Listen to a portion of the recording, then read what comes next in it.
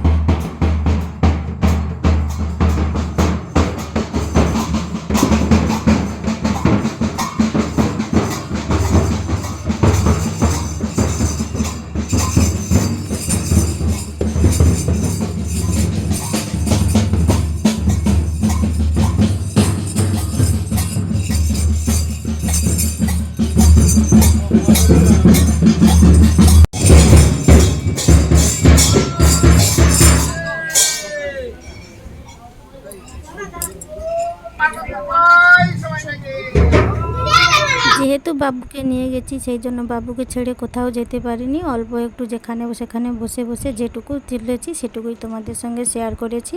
তো এখন চললাম বাড়ি, সবাই মিলে বাড়ি যাচ্ছি। প্রায় 2টো বেজে গেল। তো খুব রোদ্দুর আর খুব গরম পড়েছে, অনেকটাই হিমশিম খেয়েছি, নাজেহাল হয়েছি, কারণ এতক্ষণ মন্দিরে থাকবো সেটা আমার জানা ছিল না। তো সবাই ভালো থাকো, সুস্থ থাকো এবং নিজেদের খেয়াল রেখো। আর ভগবানের নাম জপ অবশ্যই করো। তোমরা সবাই সাবধানে থেকো। পয়লা বৈশাখ আসছে, খুব ভালো থেকো।